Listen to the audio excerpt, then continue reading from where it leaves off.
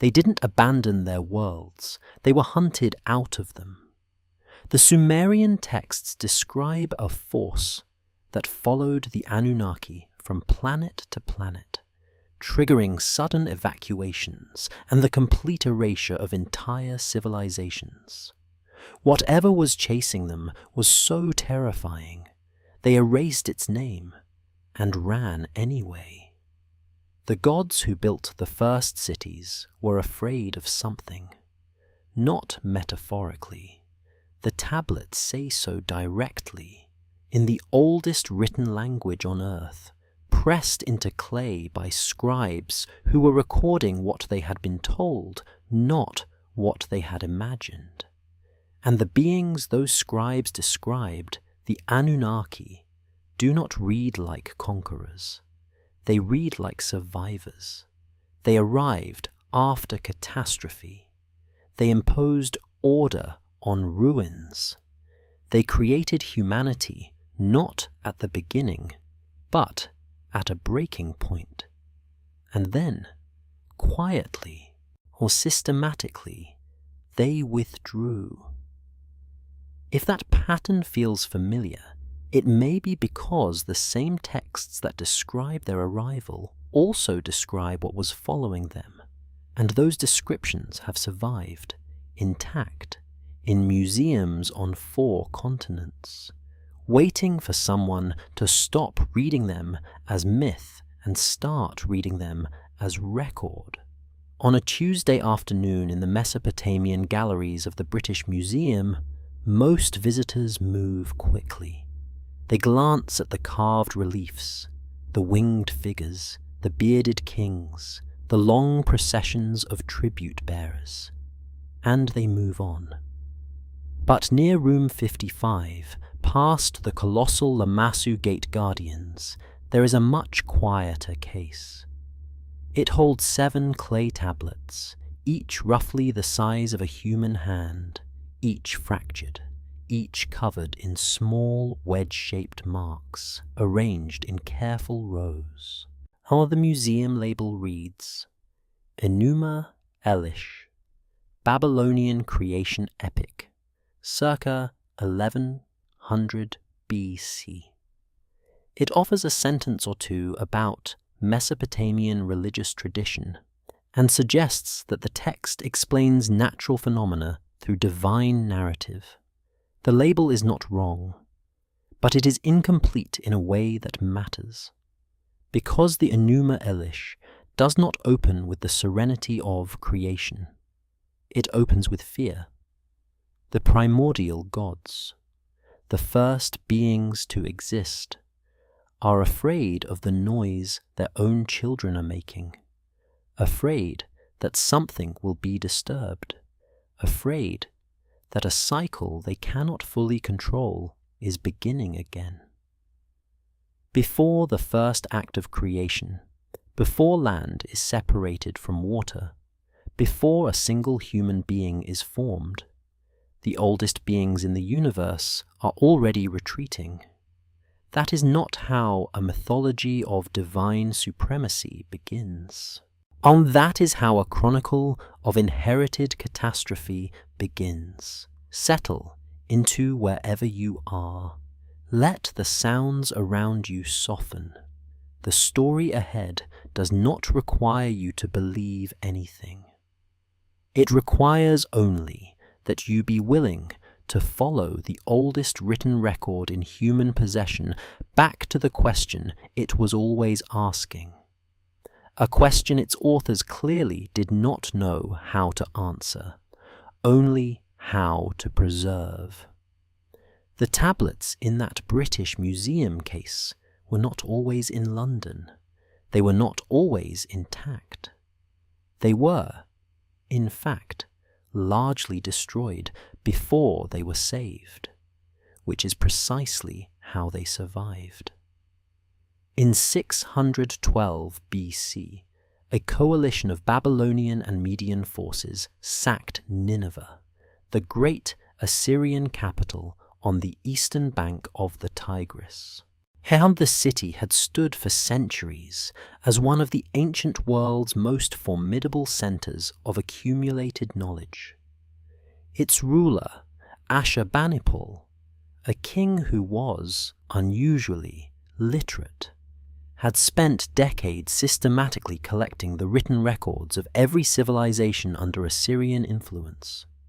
His library held tens of thousands of clay tablets, astronomical records, medical texts, ritual instructions, royal correspondence, and literary works stretching back to the earliest days of Sumerian writing. When Nineveh fell, the library burned. The fire that destroyed the city did what fire does to unbaked clay. It hardened it. The destruction became preservation. The tablets that survived the flames emerged from the ruins in better condition than they had been in for centuries.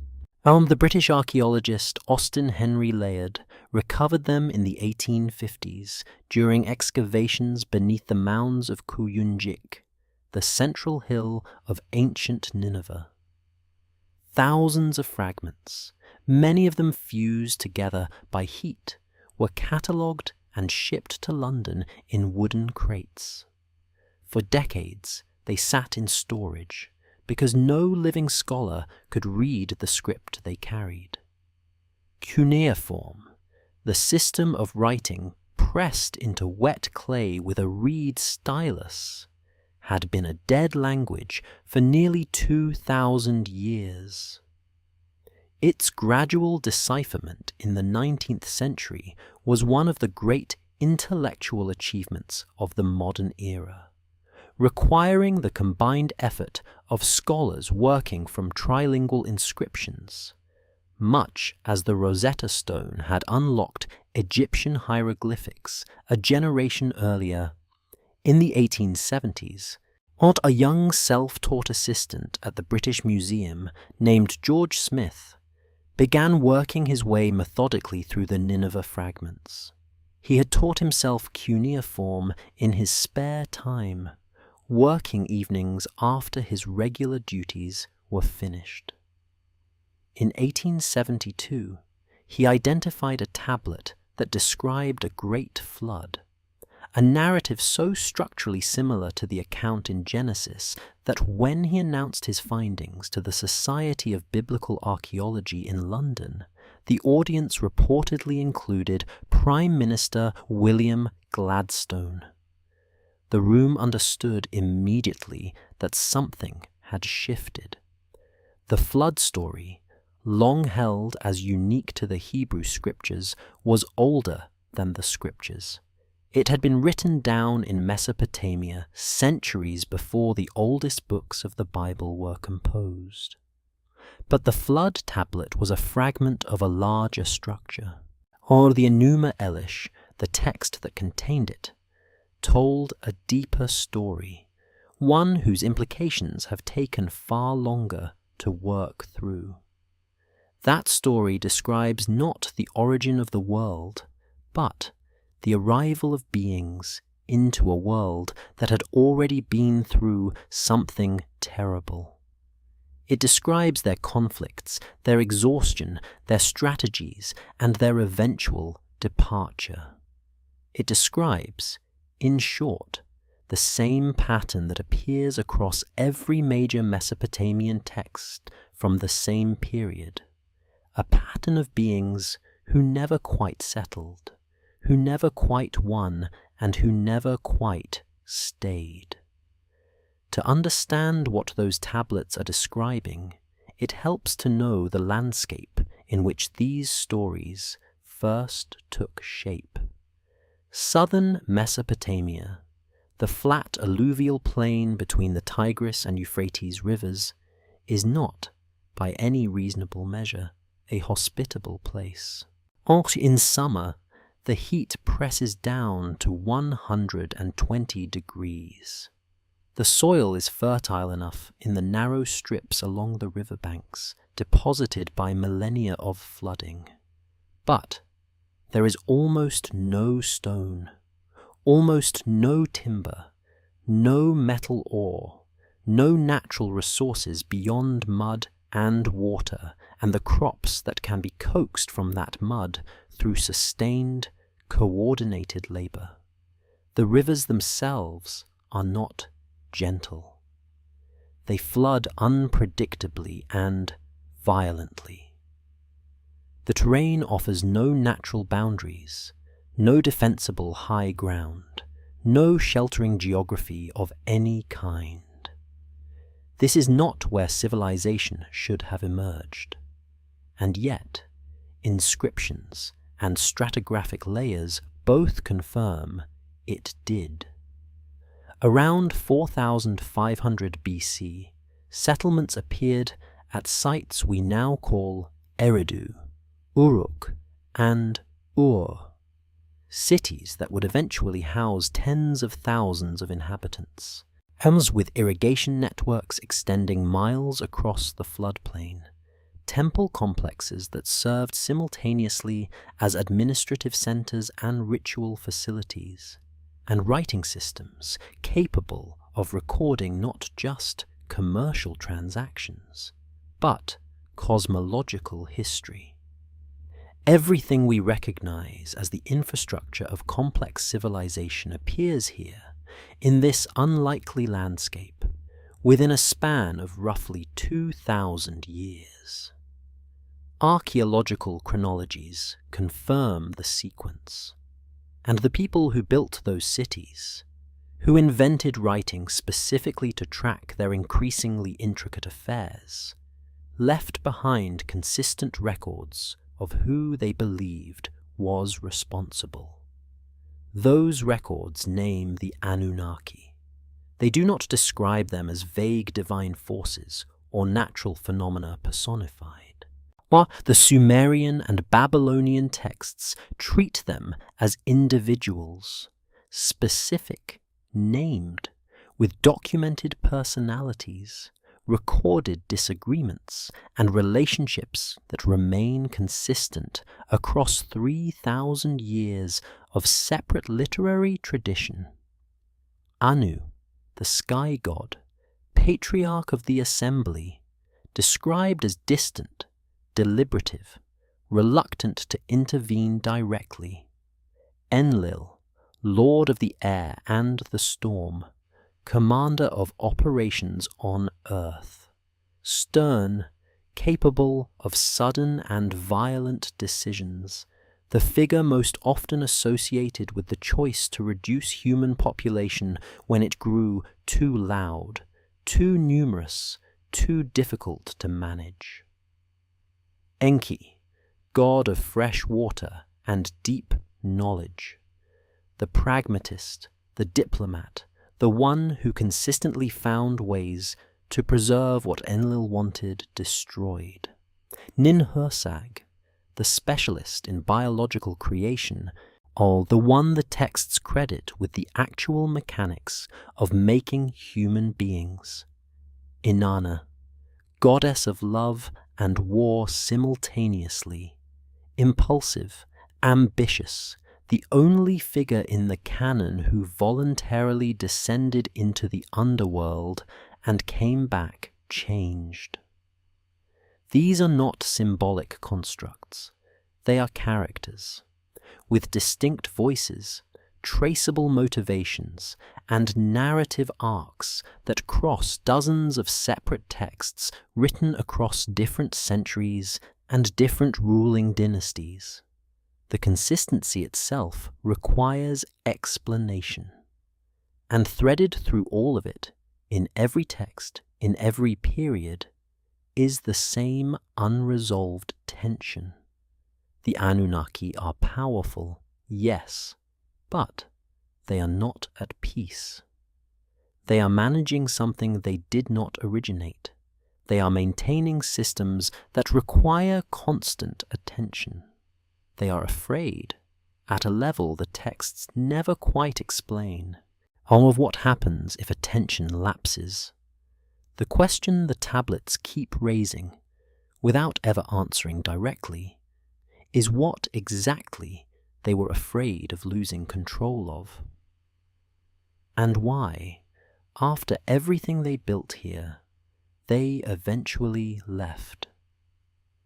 That question begins in the oldest cosmological text they left behind, a story that does not open with the peace of creation, but with the memory of a war that was never finished.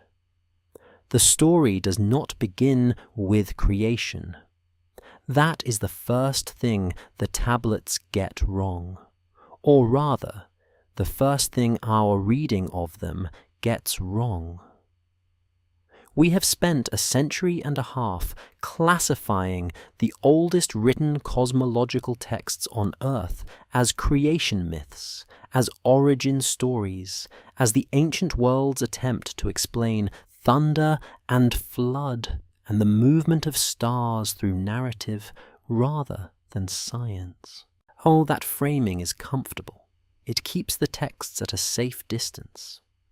But the Enuma Elish does not behave like a creation myth. It behaves like a report filed after something went wrong.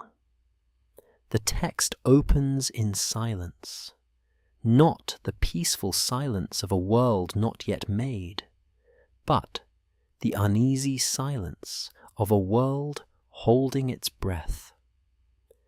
The primordial beings, Apsu and Tiamat, exist before the cosmos has any structure at all. And the problem, according to the tablet, is not chaos or emptiness. The problem is noise. The younger gods are making noise, and the elder gods cannot rest. And from that restlessness comes the first act of the entire cosmic drama. Not creation, but suppression. Apsu moves to eliminate the younger generation before they grow strong enough to become a threat. He fails. The younger gods kill him first. This is where the Enuma Elish begins. Not with abundance, not with divine peace, not with the measured unfolding of a planned universe, but with a preemptive strike, a failed assassination, and a war that has been ongoing before the first human being enters the story by several cosmic generations. If the text was written to explain the seasons symbolically, this is a strange place to start. The tablets that carry this record were discovered not in a library that was carefully preserved, but in one that was violently destroyed. When Nineveh fell in 612 BC, the palace of Ashurbanipal, the last great Assyrian king and one of the ancient world's few literate rulers, burned for days. His library, the largest single archive of cuneiform knowledge ever assembled, collapsed into ash and rubble and heat-fused clay. Among the fire that ended Nineveh is what saved the tablets. Clay baked in flame hardens. What the destruction could not dissolve, it preserved permanently. Austin Henry Layard reached those ruins in the 1840s and found them largely unexcavated beneath the mound at Kuyunjik. He shipped thousands of fragments to London, many still locked together by the heat that had fired them, their surfaces intact, their script unread. For decades, the tablets sat in the British Museum's storage, waiting for a language no living person could speak. The decipherment of cuneiform took generations of scholars working from multilingual inscriptions, Babylonian, Elamite, Old Persian, cross-referencing the same royal proclamations written in 3 scripts until the patterns yielded. By the 1870s, a self-taught assistant at the museum named George Smith had worked his way deep enough into the Nineveh collection to begin reading narrative texts. In 1872, he identified a flood account so structurally close to the Genesis narrative that its announcement before the Society of Biblical Archaeology became a cultural event. But the flood tablet was not the oldest layer. It was not even close to the oldest question buried in that collection. What Smith had found was one chapter of a much longer document, and the longer document was not about floods. It was about a war that had no recorded beginning, and an enemy that had no recorded end.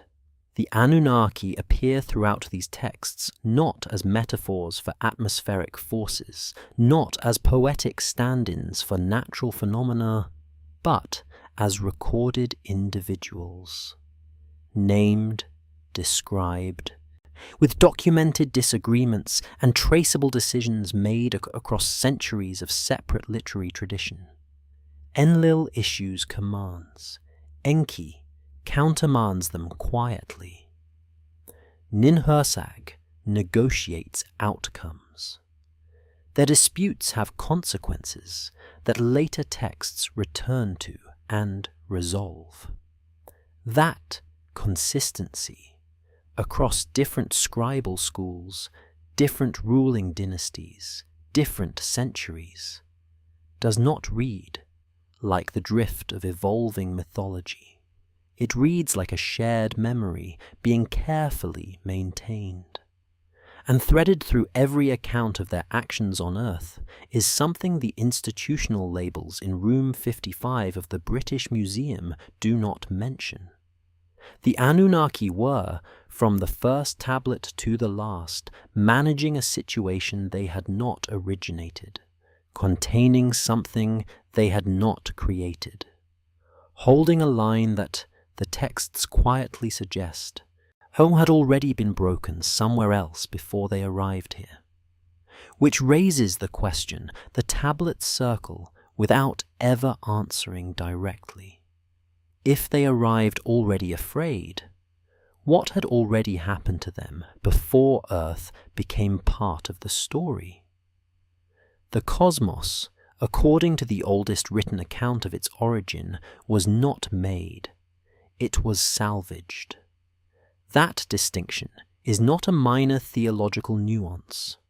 It is the central architectural fact of the Enuma Elish, and it changes the nature of everything that follows in the text.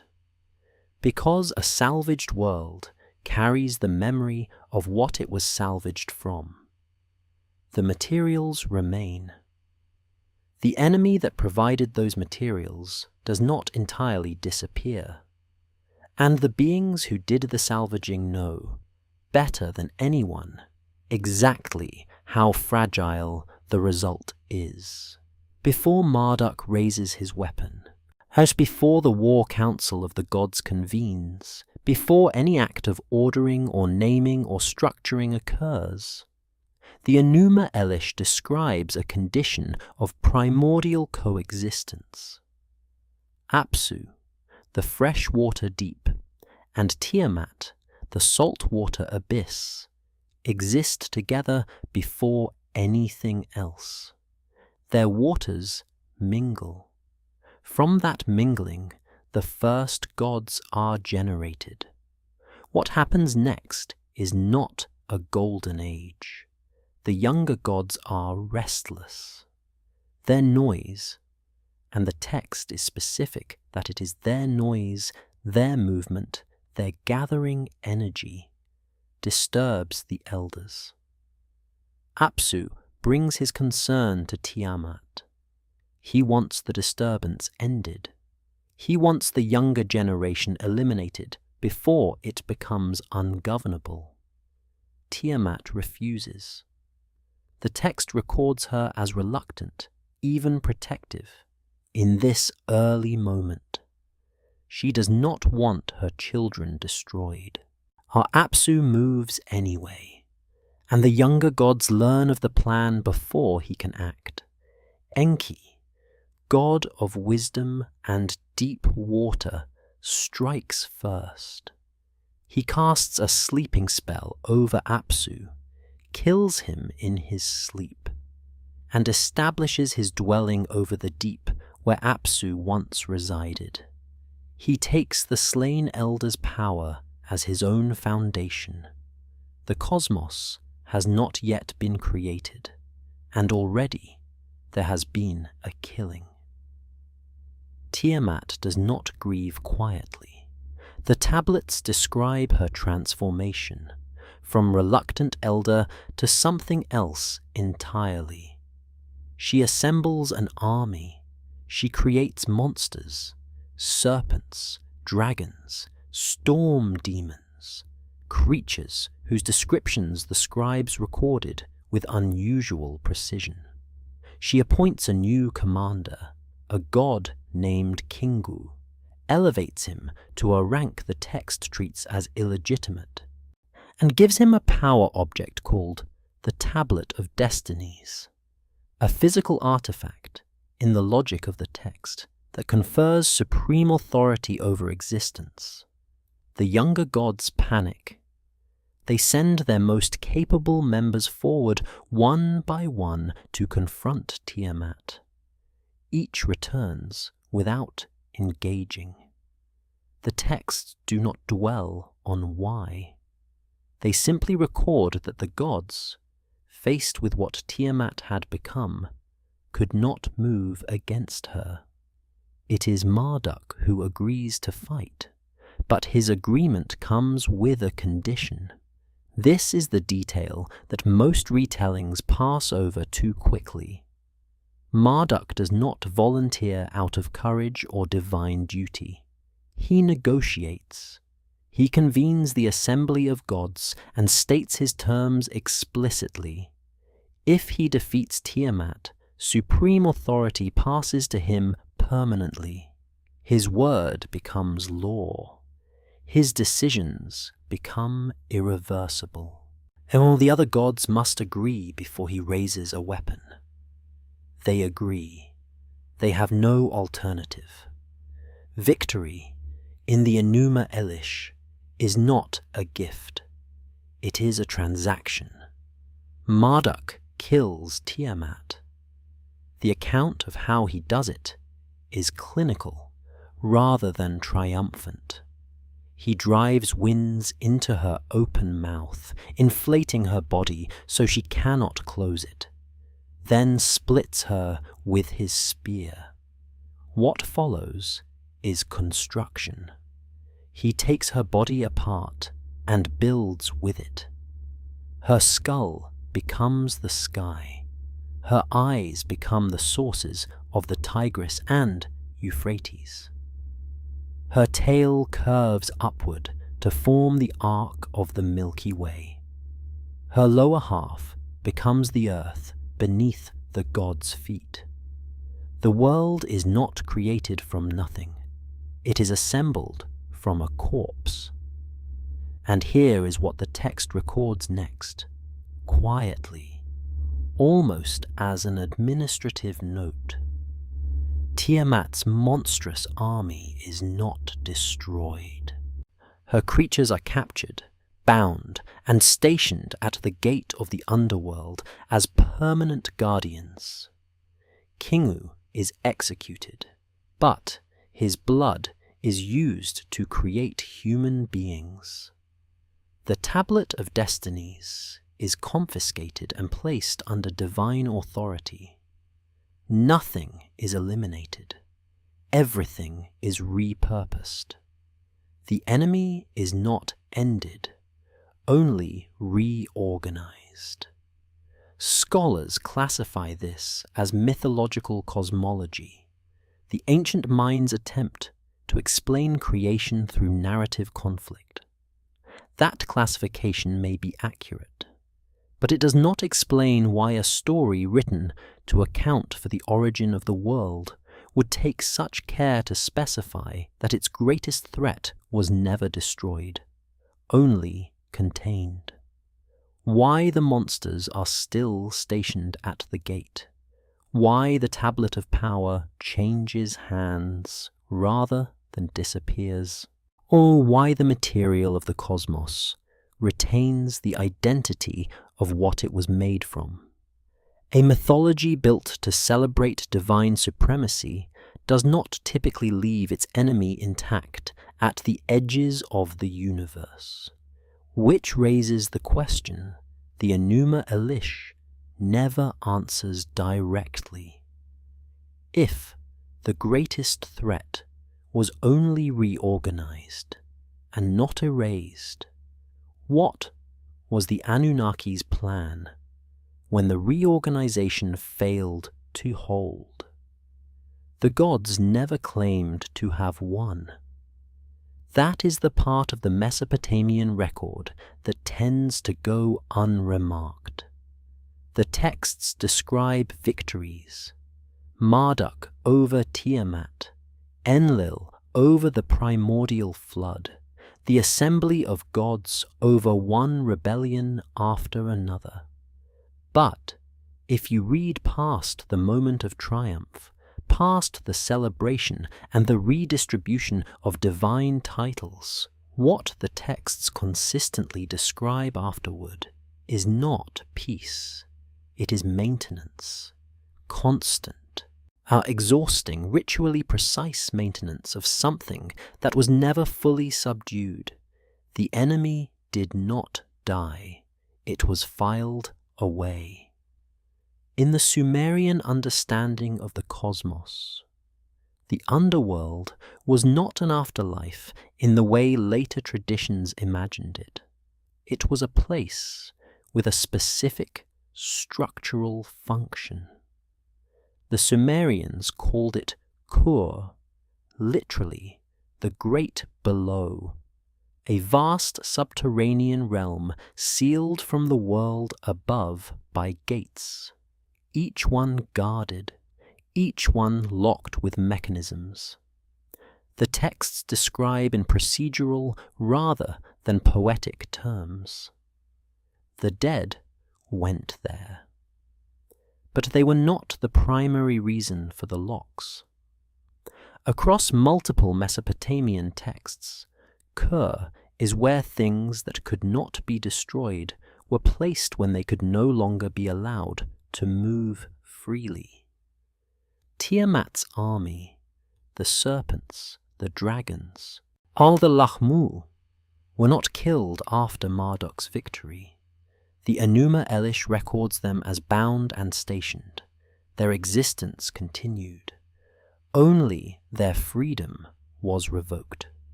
This is not the architecture of a civilization that believed it had defeated its enemies. This is the architecture of a civilization that believed its enemies were still present, still alive, and still requiring management from a careful distance. The pattern holds beyond the Enuma Elish. The Sumerian text known as Inanna's descent to the underworld records the goddess passing through 7 gates to reach Kur, surrendering a piece of her power and identity at each one. The gates exist not as ceremonial thresholds, but as containment layers. The deeper one goes, the more compressed and controlled the space becomes. When Inanna reaches the throne of Ereshkigal, as ruler of the underworld, she is killed. She can only return through negotiation, substitution, and a set of precise ritual conditions. The underworld in these texts is not merely where things go when they die. It is where things go when they cannot be allowed to remain above. And the conditions for their remaining below are specific, contractual, and fragile. A sealed realm with 7 gates is not mythology's way of describing death. It is engineering's way of describing containment. Here is the detail that the comparative record makes difficult to dismiss. The logic of binding rather than destroying, of sealing rather than eliminating, does not appear only in Babylonian sources. It recurs across Mesopotamian literature with a consistency that suggests institutional knowledge rather than poetic convention. In the Atrahasis epic, the gods respond to human overpopulation not by exercising absolute power and simply reducing the population at will, but through a sequence of escalating interventions, plague, drought, famine, each of which fails before the flood is finally authorized. The texts frame these as controlled releases of pressure, managed deployments of force, not omnipotence in action, but triage. In the Sumerian king list, royal authority is described as something that descends from heaven, is withdrawn, and descends again, as if it requires periodic reauthorization from a source the kings themselves do not fully control. Kingship does not evolve from human communities outward. According to the inscriptions, it arrives from elsewhere, and is maintained on terms the texts never fully disclose. How the Anunnaki in these records are not sovereigns, administering a domain they own. They are custodians, managing a system they inherited, one that came with prior damage, pre-existing threats, and containment protocols whose original justification is never explained, only enforced. Which brings the entire record to a conclusion the texts approach but never state directly. Containment requires presence.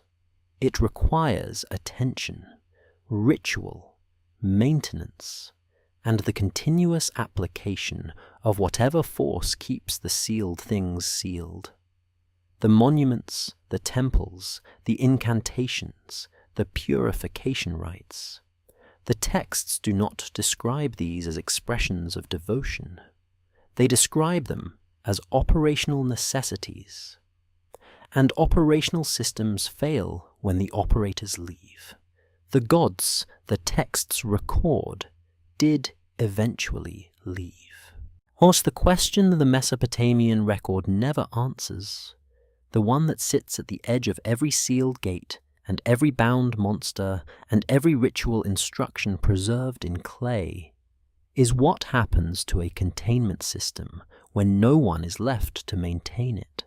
The first city on Earth was built in a place that should not have been chosen, not by accident, not by oversight, by any rational measure of resources, climate, and survivability.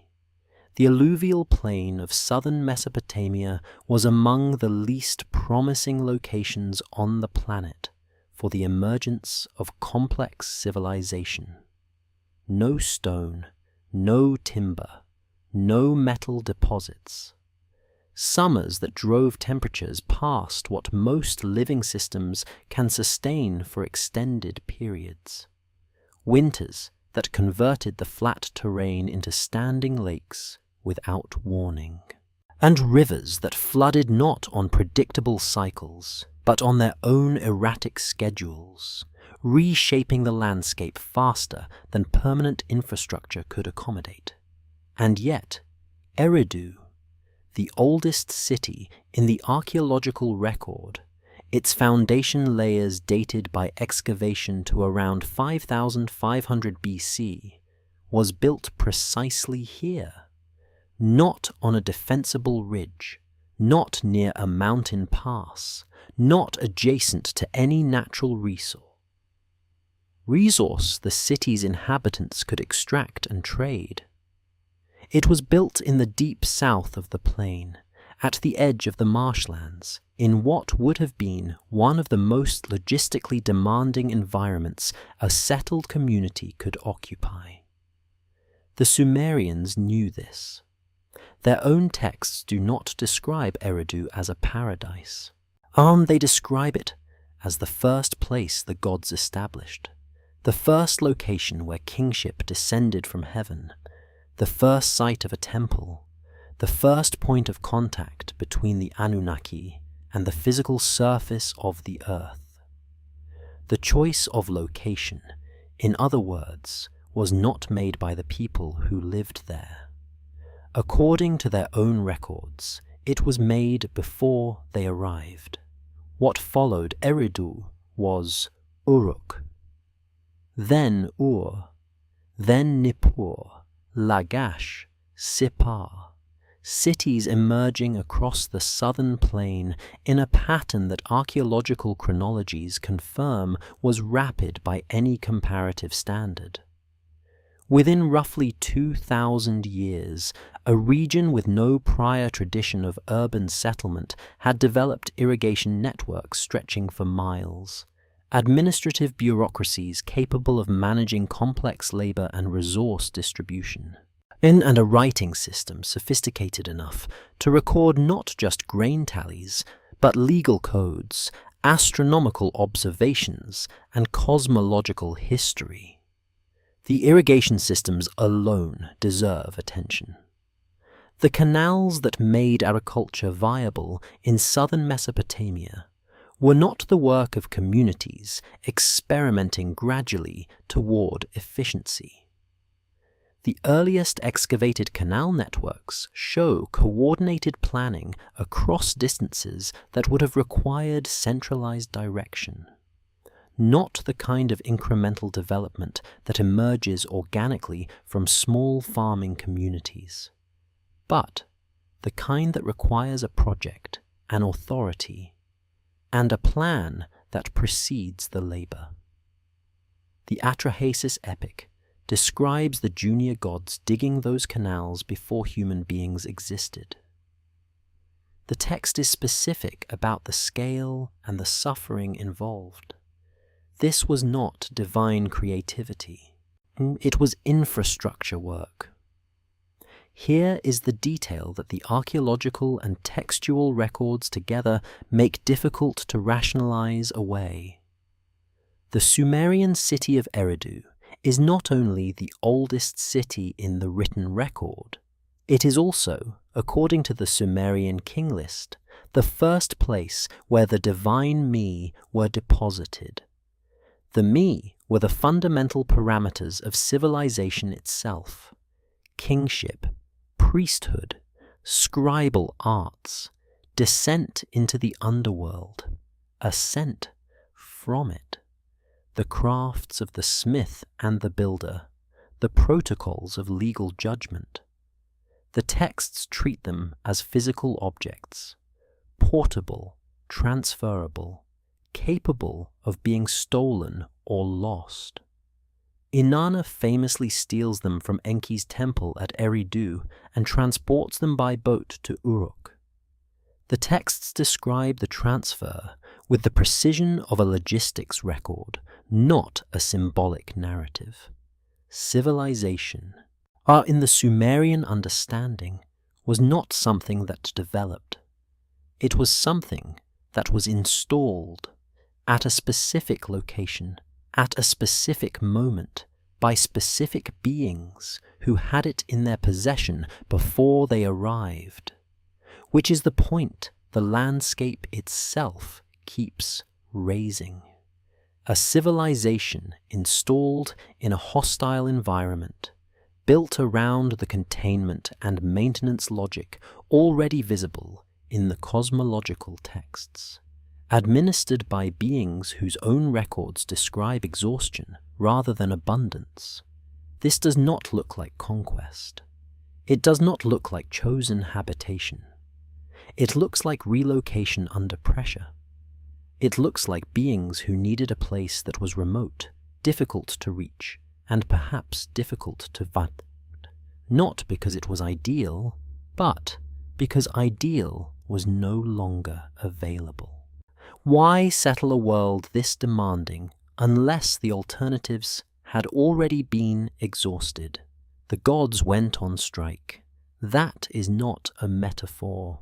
The Atrahasis epic one of the oldest narrative texts in the Mesopotamian canon, preserved across multiple cuneiform versions spanning from the Old Babylonian period through the first millennium BC. Records a labor revolt among the junior gods with the specificity of an administrative complaint. The grievances are documented, the duration is recorded, the breaking point is named. For 40 years, the Igigi, the lower tier of the divine workforce, had been digging canals, shaping riverbeds, and managing the hydraulic infrastructure of the southern plain. The text does not describe this as sacred labor or divine creativity. It describes it in the same language ancient scribes used for human work gangs: grueling, repetitive, and without visible end. At some point in the text's chronology, they stop. The Atrahasis epic records the revolt with unusual procedural detail. The Igigi gather at night. They burn their tools. They march on the dwelling of Enlil, the commander of operations on Earth, the god the texts consistently describe as holding supreme administrative authority over the physical world. They surround his compound before dawn, when his gatekeeper is asleep, and they wake him not with a petition, but with the sound of an assembled force outside his walls. Enlil's first response is to ask whether the gathering outside constitutes an act of war. The answer, according to the text, is unclear enough that he does not respond with force. Shanhi convenes a crisis council instead. He summons Anu and Enki. The three senior gods sit together and assess what the Igigi have actually communicated. Not rebellion exactly, but collapse. The junior workforce is not threatening destruction. It is reporting that it has reached its limit, that the labor the system requires cannot continue to be performed by the beings currently performing it. The distinction matters. This is not a power struggle. It is a resource failure. Enlil, in the Atrahasis account, is not portrayed as a figure of calm authority in this moment. The text describes his distress in terms that modern translations render as weeping, or as a loss of composure that the other senior gods visibly register. This is the being the Sumerians described as the most powerful force in the physical world, the god whose command over wind and storm and the fundamental ordering of the earth was treated as absolute.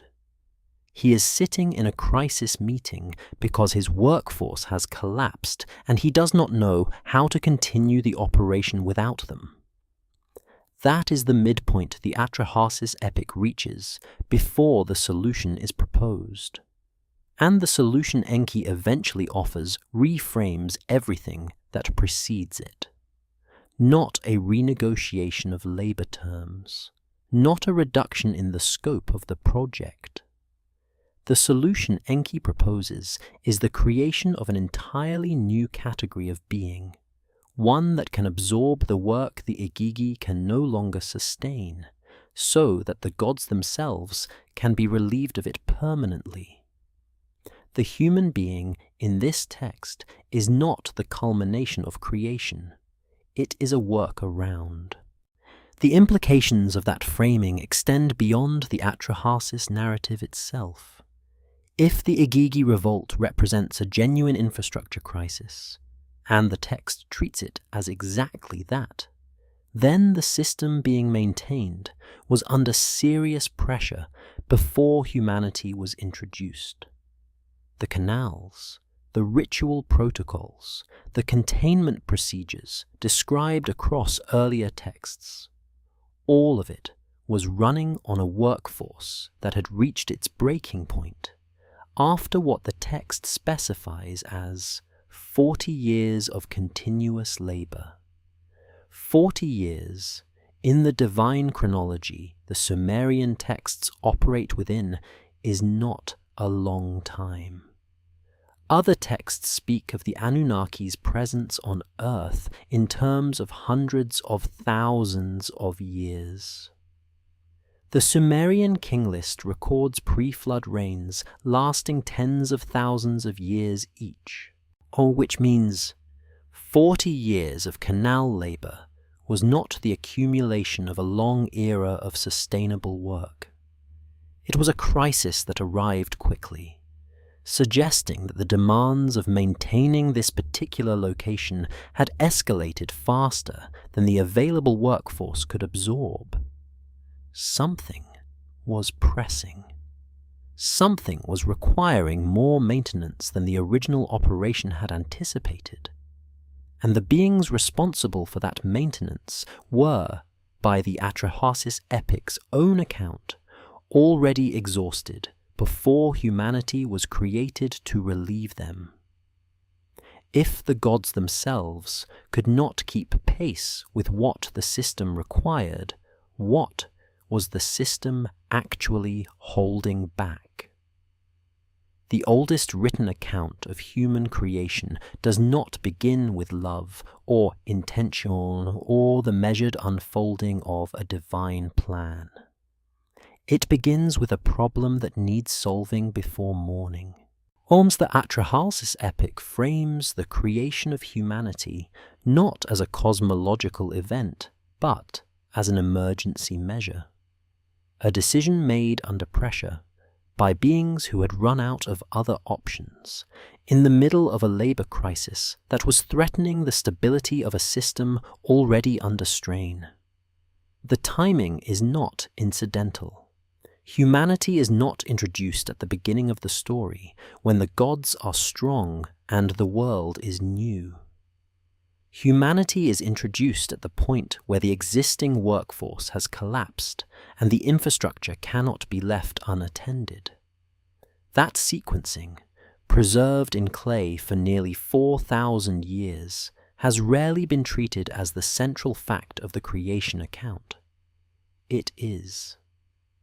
The mechanics of the creation, as described across both the Atrahasis epic and the earlier Sumerian text known as the Enki and Ninhursag myth, are procedural rather than ceremonial. Enki, god of wisdom, deep water, and what the texts repeatedly describe as specialized knowledge, designs the process. Ninhursag, the goddess the Sumerians credited with expertise in biological formation, executes it. The material is clay, mixed with the flesh and blood of a slain god. The texts are specific about this. The divine component is not metaphorical.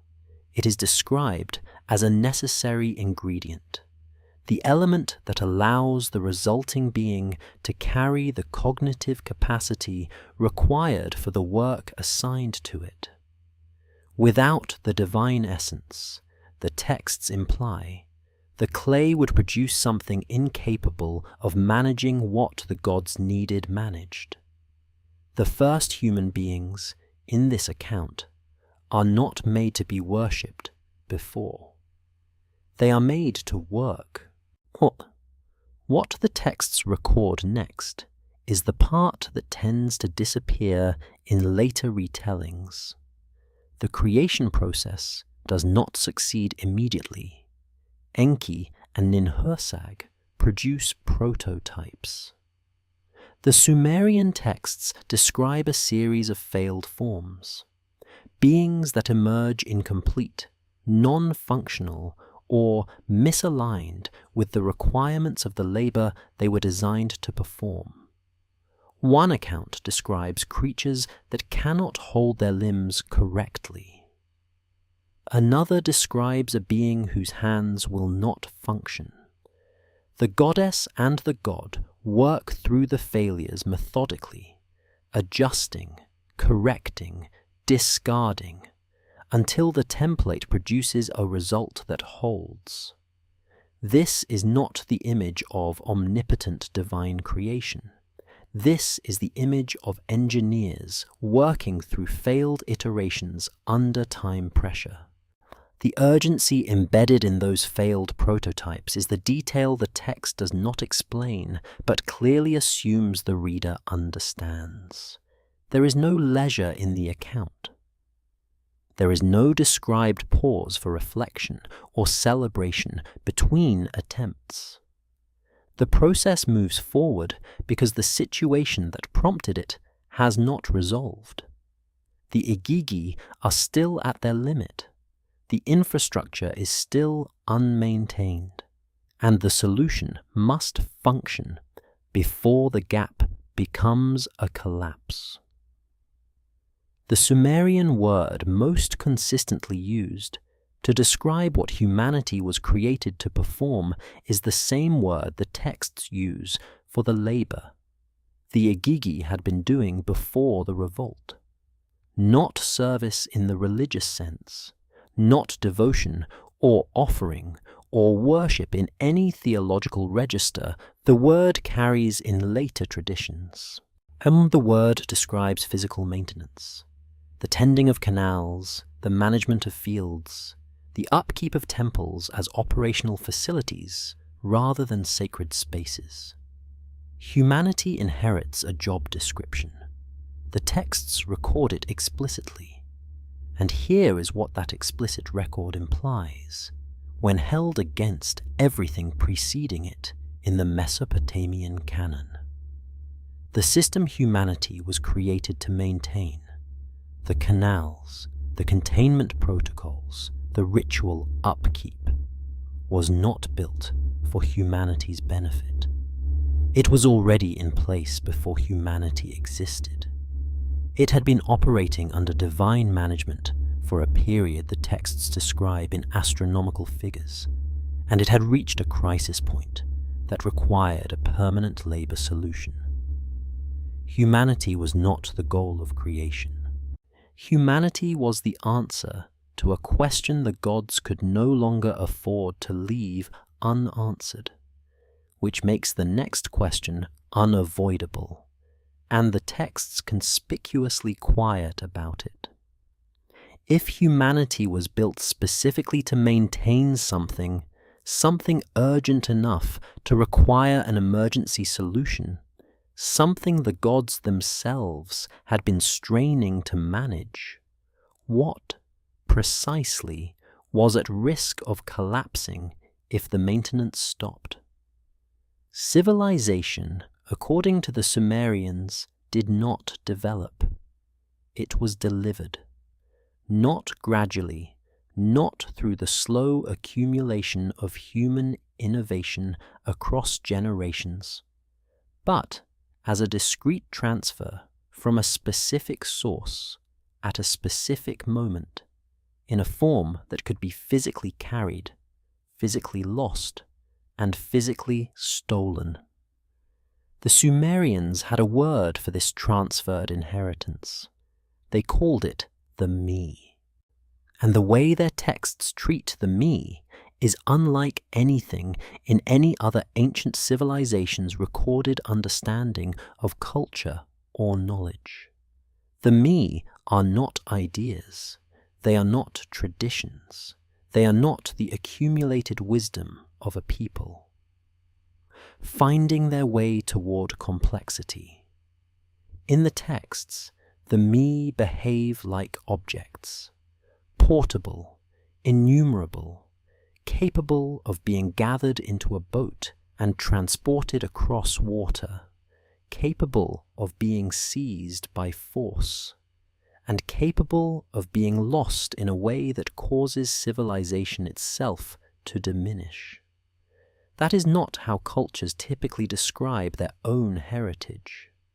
That is how secured systems describe critical assets. The list of me preserved in Sumerian texts is specific enough to unsettle a careful reader. It includes what one might expect: kingship, priesthood, the scribal arts, craftsmanship, music, or the administration of justice. But it also includes items that no cultural theory of civilizational development adequately accounts for: the descent to the underworld, the ascent from it, the art of lamentation, the kindling and quenching of fire as procedural acts, and, recorded without elaboration, the standard of measurement.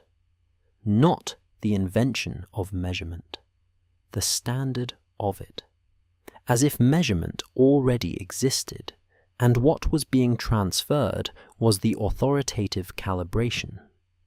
The me, taken as a complete inventory, look less like the contents of a civilization, and more like the operating manual for one, including the protocols for managing what lies beneath it.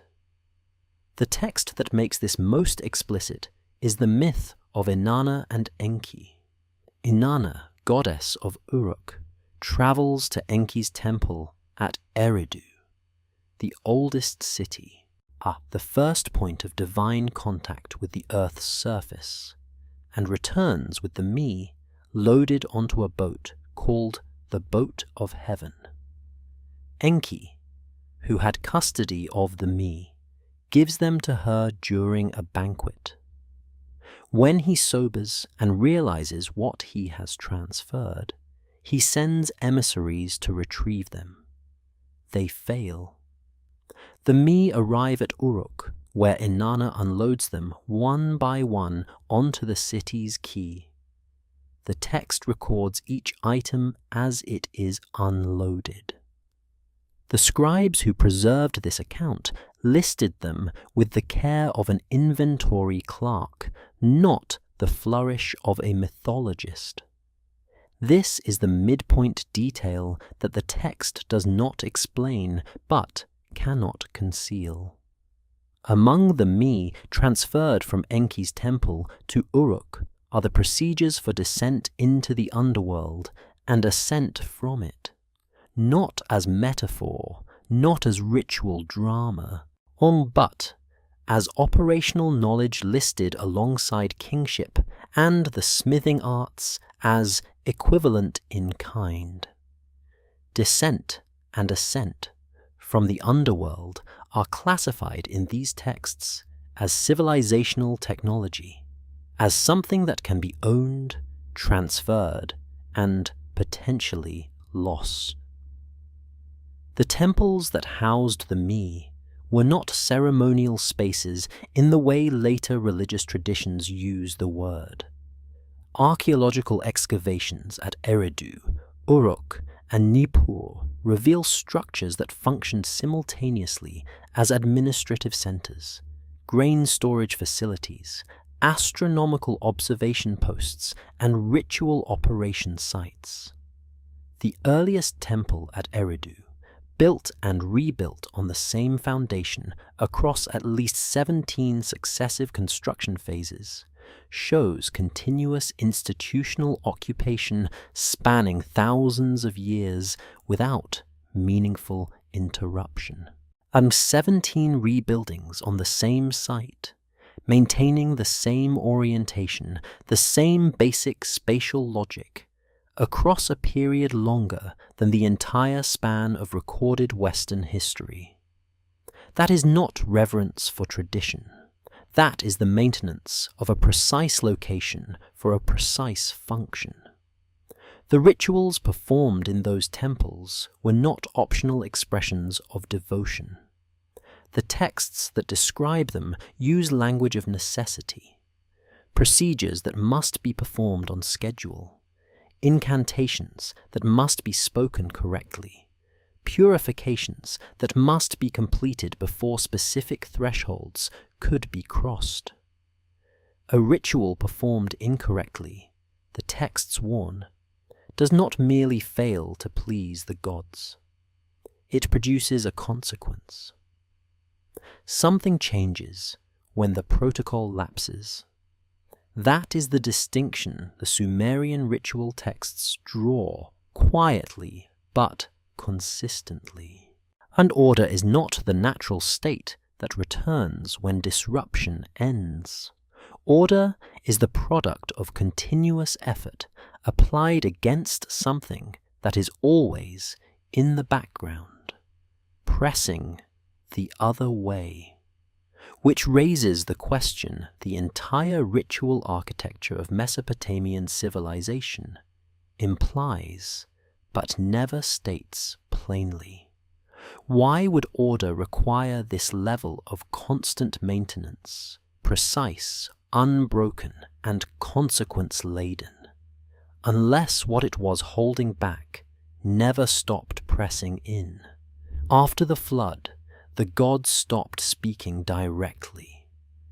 That is not an interpretation. It is what the texts record, and the consistency with which they record it across cultures that had no documented contact with one another is the detail that the comparative record has never satisfactorily explained. Before the flood, art in every tradition that preserves the sequence, divine beings walk among humans, issue instructions in person, and intervene in physical events without intermediary. After the flood, that direct presence ends. What replaces it is distance, oracles, omens, dreams, the interpretation of astronomical signs. The gods do not leave entirely, but they stop arriving. The question the texts never answer is whether that withdrawal was a choice or a necessity. The Mesopotamian flood account exists in at least 3 distinct textual versions: the Sumerian Eridu Genesis, the Atrahasis epic, and the Gilgamesh flood tablet recovered from Ashurbanipal's library. Each preserves the same structural sequence. A decision is made among the gods, not unanimously, and not without conflict, to send a flood. One human being is warned in advance, or in secret, by Enki, who communicates the warning indirectly through a reed wall, so that he can later argue he did not technically violate the assembly's decree. The flood comes. The human survivor builds a vessel, preserves life, and emerges afterward onto a fundamentally altered world. What happens next is the part that receives less attention than it deserves. After the waters recede, the gods gather above the sacrifice the survivor makes on the mountainside.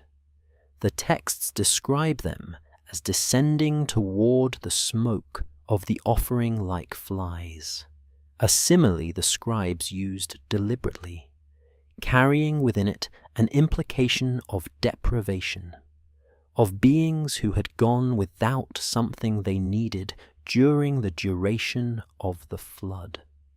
Enlil is angry when he discovers that anyone survived. Enki defends his indirect warning. The senior gods negotiate, and then, quietly, the account closes with a series of divine decisions that restructure the relationship between gods and humans permanently. Human lifespans are shortened. The direct line of communication is narrowed. The gods withdraw to their celestial positions, and the management of the earth passes increasingly into human hands, not because humans are ready, but because the gods are, by the logic of the texts, no longer maintaining the same level of presence they had before. The Sumerian king list records this transition with a precision that archaeology partially confirms.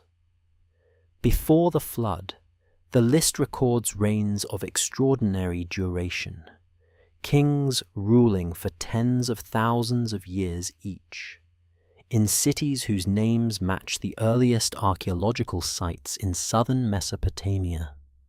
After the flood, the numbers collapse.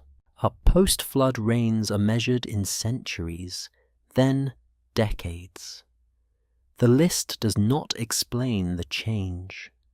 It simply records it, as if the alteration in timescale were an administrative fact requiring no further elaboration.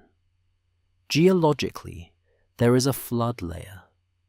Sir Leonard Woolley, excavating the ancient city of Ur in the 1920s, found a stratum of water-deposited silt roughly 3 meters deep, sitting between two distinct layers of human occupation. Below the silt, one civilization. Above it, another, different in material culture, in burial practice, in the objects it left behind. The silt layer itself dates to somewhere around 4000 BC, depending on the site. It is not global in the catastrophic sense, but it is real, it is datable, and it sits precisely where the textual record places the transition between the age of direct divine presence and the age of divine absence. The flood narrative recurs across cultures separated by thousands of miles and no documented connection. The Vedic tradition of ancient India preserves a flood account in which the god Vishnu warns the sage Manu to build a vessel. Mesoamerican traditions describe a great inundation that ends a prior age of the world. The Hebrew account in Genesis preserves the structural sequence of the Mesopotamian original so precisely that when George Smith identified the Babylonian version in the 1870s, the parallel was immediately recognized by scholars as something requiring explanation rather than coincidence, or independent preservation of the same event across unconnected cultures does not prove a single source, but it does suggest that whatever the flood represents in the deep structure of human memory, it was significant enough and disruptive enough to be remembered by every civilization that came after it, in every language, on every continent that has been examined carefully enough to look. What those accounts share is not just the water. They share the aftermath. In each tradition, the world that exists after the flood is diminished in some measurable way. Lifespans are shorter. Communication with the divine becomes indirect. The age that preceded the flood is described as categorically different from the age that follows it, closer to the gods, longer in duration, more directly managed. Now, if the Mesopotamian texts do not describe the post-flood withdrawal as transcendence, the gods do not ascend to a higher plane of existence. They do not complete their work and depart in satisfaction. The language the texts use is the language of repositioning, of beings who move back from a location they had been occupying to a distance from which they can observe without intervening directly. That is a meaningful distinction. Transcendence implies completion. Repositioning implies contingency, a withdrawal that could, under different circumstances, be reversed. And the ritual systems humanity was left maintaining after that withdrawal, the temple protocols, the incantation sequences, the astronomical observation schedules preserved across Mesopotamian, Babylonian, Oh, and Assyrian scribal traditions for the next 3,000 years were not designed to celebrate gods who had ascended beyond need. They were designed to maintain conditions for gods who had not yet returned. The silence after the flood, in other words, was not the silence of conclusion. It was the silence of a held position. Which leaves the question the entire arc of the Mesopotamian record has been quietly building toward, not as speculation, but as the logical consequence of what the texts themselves describe. If the gods withdrew rather than transcended, if the repositioning was strategic rather than final, where did they go after the flood receded? And why did the timing of their withdrawal coincide so precisely with the moment the containment system was handed to humanity to maintain alone? Now, the Anunnaki never finished anything. Read the complete arc of the Mesopotamian record, not selectively, not as isolated myths, but as a continuous sequence from the Enuma Elish through the Atrahasis epic, through the king list, through the flood accounts and the descent narratives and the ritual instruction texts. And what emerges is not the portrait of a civilization built by sovereign gods who completed their work and rested. What emerges is a pattern, the same pattern repeating across every phase of the record. Arrival after prior catastrophe. Imposition of order on an already damaged system. Exhaustion under the weight of maintenance. Creation of a surrogate workforce, withdrawal under conditions the texts describe but never fully explain. That sequence does not describe creation, it describes relocation. On the division of the Anunnaki across realms, Anu holding the sky, Enlil administering the earth, Enki governing the deep waters beneath it, is consistently framed in the texts as a structural arrangement, a deliberate allocation of territory among the senior gods. Scholarship has generally read this as cosmological organization, the ancient mind mapping divine authority onto the layers of the observable world.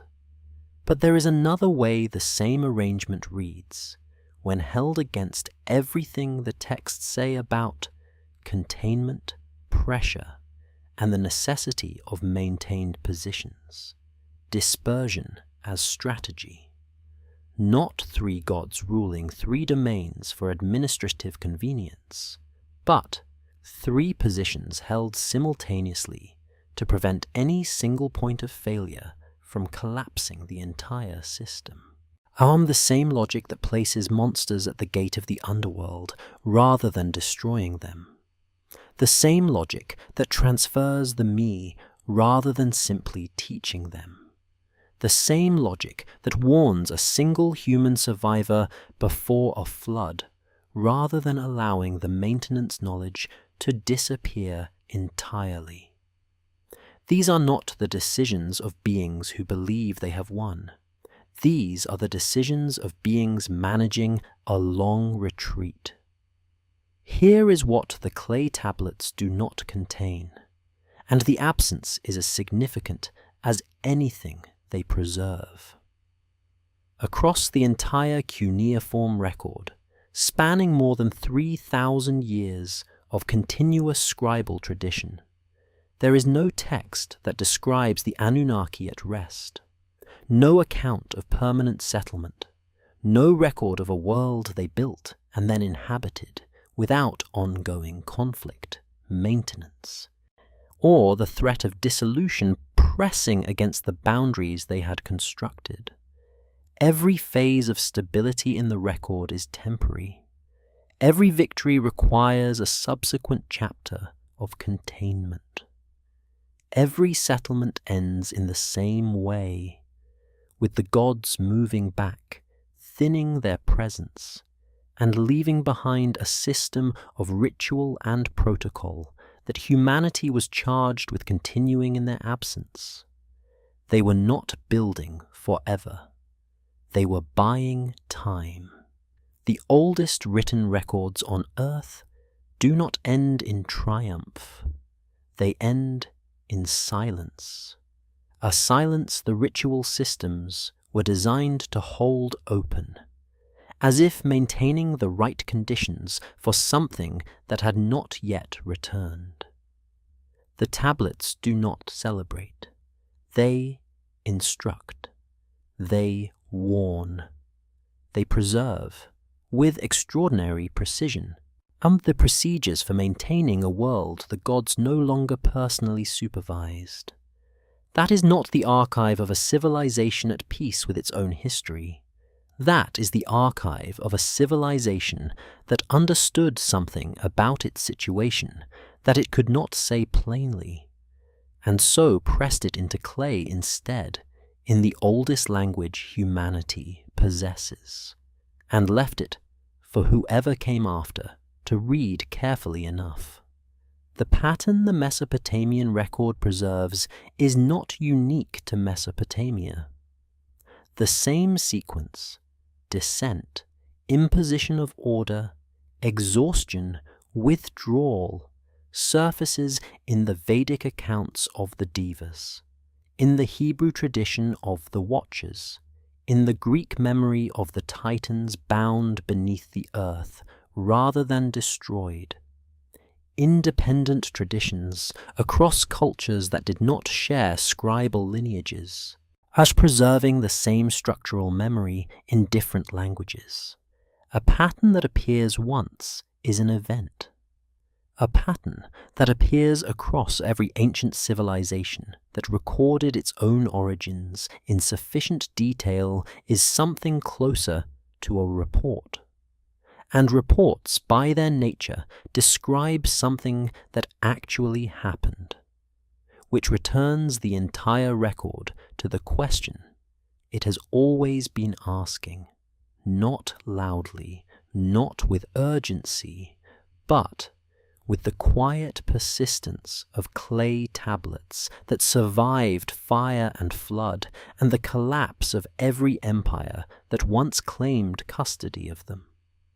If the Anunnaki were never conquerors, but survivors, if every world they settled followed the same arc of arrival, containment, exhaustion, and flight, and if Earth was not the first refuge, but simply the most recent one recorded, then the silence they left behind is not the silence of completion.